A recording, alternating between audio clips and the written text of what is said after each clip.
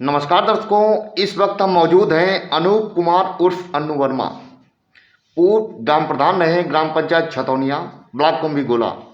आज हमारे programme UP 22 का सीएम कौन विधानसभा चुनावी महासंग्राम में आप सम्मिलित हुए हैं। आपका बहुत बहुत अन्नू जी स्वागत है। सबसे पहला सवाल है, चुनावी शंखनाद हो चुका है, प्रत्याशी मैदान में आ चुके हैं, इस वक्त आप क्या कहना चाहेंगे? मैं जनता से ये कहना चाहूँगा कि इस चुनाव में कुछ है ही नहीं कि पिछले 5 साल जनता ने देखे हैं किस तरीके से ये सरकार चली है, चलाई है। किसान और नौजवान दोनों सड़क पे आ गए।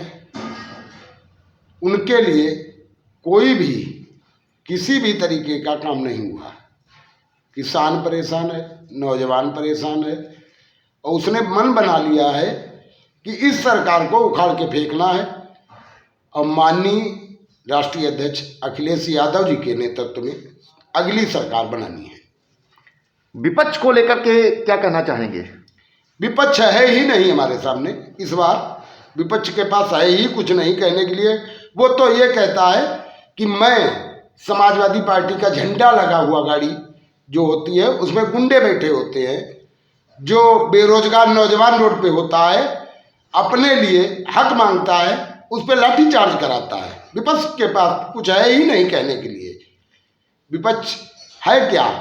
हमें हमारी समझ में जहाँ तक हमारी सोच है उसके पास कहने के लिए कुछ है ही नहीं। एक ही मुद्दा बनाया है कि समाजवादी पार्टी जिस गाड़ी में झंडा लगा है उसमें गुंडे बैठे हैं और गुंडों की सरकार, जबकि भाजपा की सरकार है। आपने कई एक सरकार देखी है, जैसा कि आपकी एज है, चाहे वो बसपा हो, कांग्रेस हो, समाजवादी पार्टी, भाजपा की इस वक्त सरकार है, तो सब में अगर तुलनात्मक रूप से देखा जाए तो आपने क्या महसूस किया है, किसको नंबर ज़्यादा देंगे आप? ये केवल मैं नहीं कहना चाहता हूँ, ये आम जनमानस जानता है, यूपी की जनता जानती है। पिछली सरकार जो समाजवादी सरकार रही है उसके नेतृत्व में इस प्रदेश का विकास कैसा हुआ है। इस समय इस 5 साल में प्रदेश का विकास कैसा हुआ है, क्या नौजवान को मिला है, क्या किसान को मिला है, क्या देने का इनका इरादा है, क्या ये करना चाहते हैं, ये किसी की समझ से परे है।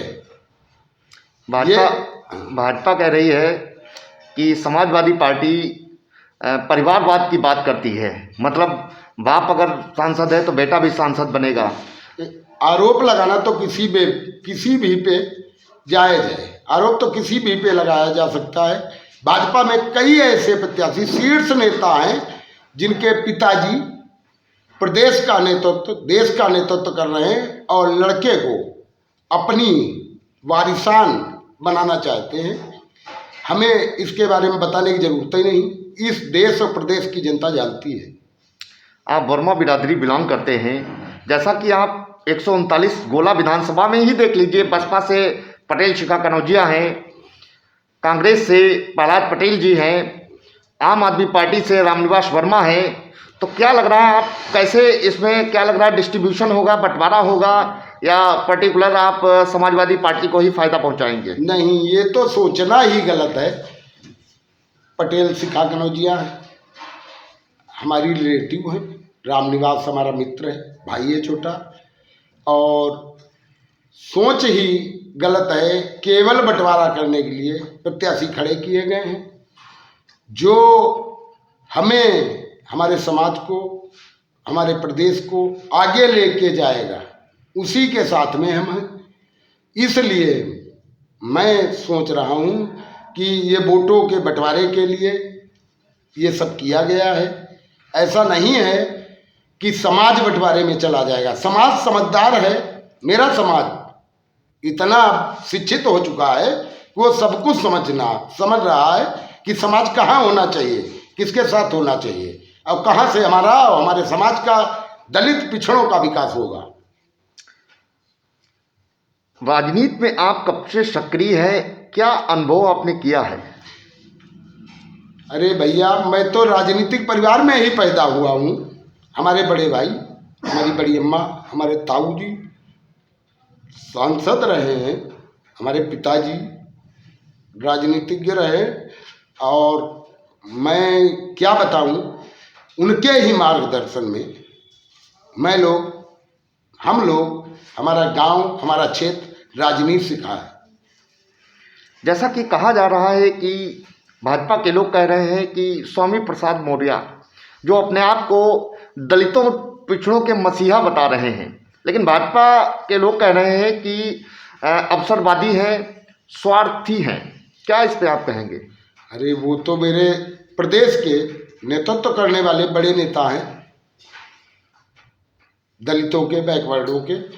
उनके बारे में कहने के लिए मैं क्या कहूँ, उनको जब और उनके समाज को, दलितों को मान सम्मान ही नहीं मिला, दरकिनार कर दिया गया, तो हमेशा वो बुलंद आवाज़ उठाते रहे और कहा है उन्होंने कि मैं अपने समाज को और दलितों को छोड़ के कहीं नहीं जाऊंगा।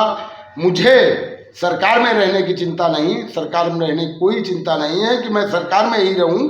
मैं उनके लिए जो कर पाऊंगा वो करूंगा। इसीलिए जब उनको मान सम्मान ही उनको नहीं मिला तो हमारे समाज को कैसे मिलता, इसीलिए उनको उस पार्टी को दरकिनार कर दिया।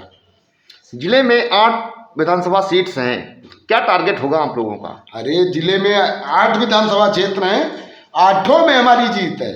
कहीं से कहीं कोई है ही नहीं। खाली मीडिया में बन के या पब्लिक में जाके एक निजी ट्रायल करके अपना अनुभव दिखा के 2 फोटो खिंचा के ऐसा कुछ नहीं हो सकता है कि उससे वो वोट पा जाए। पब्लिक के मन में, किसान के मन में क्या है, जवान के मन में क्या है, ये भाजपा जाके देखे पहले कि किसान क्या चाहता है, जवान क्या चाहता है। जवान को लाठियां मिल रही, शिक्षित हो या अशिक्षित हो। किसान को गाय जानवर में उसी का जानवर उसी के सामने छोड़ा जा रहा है, वही रात भर पहरेदारी कर रहा है। मजदूरी देने के लायक नहीं। मजदूर और किसान और जवान तीनों परेशान है। इस देश का भविष्य ही चौपट कर दिया इस सरकार ने। भाजपा के लोग कह रहे हैं जैसा कि समाजवादी पार्टी में छोटे छोटे दलों का गठबंधन किया गया है। भाजपा के लोगों ने कहा है कि गठबंधन 2014, 2017, 2019 में भी हुआ था, लेकिन वो विफल रहा। ये गठबंधन भी विफल होगा। मेरा विचार है कि भाजपा वालों को सोचना चाहिए कि उन लोगों ने किससे गठबंधन किया है, उसके बाद समाजवादी पार्टी के या उनके गठबंधन के बारे में सोचे कि भाजपा के लोग कैसे लालची और किस तरीके लोगों से गठबंधन किया है, जो मौका परस्त है, जो समय देते हैं और फायदा उठाते हैं और साइड में हट जाते हैं। मैं क्या कहूँ, सपा में, समाजवादी पार्टी में कभी भी ऐसा नहीं हुआ कि मौका परस्त पार्टी रही हो। हमेशा जिस पार्टी ने साथ दिया होगा, छोटी पार्टियों का साथ है, जो नीचे हैं, दबे हैं, उन लोगों के साथ है, समाजवादी पार्टी के साथ। हम सभी सम्मिलित होकर इस बार इस प्रदेश में समाजवादी की सरकार बनाएंगे, इस सरकार को उखाड़ के फेंक देंगे। यूपी खबर के माध्यम से इस वक्त जनता को क्या सलाह देना चाहेंगे? मेरे अपने विचार हैं कि समाजवादी पार्टी की लहर माननीय राष्ट्रीय अध्यक्ष अखिलेश यादव जी के नेतृत्व में है। हमारा क्षेत्र, प्रदेश, हमारे माननीय बड़े भाई रवि प्रकाश वर्मा जी देख रहे हैं और उनके नेतृत्व में अगर हम सब उनके विचारों पे मंथन करेंगे तो निष्कर्ष खुद निकल आएगा। ऐसा कोई परिवार नहीं जिस परिवार में एक आधा बच्चा शिक्षित ना हो।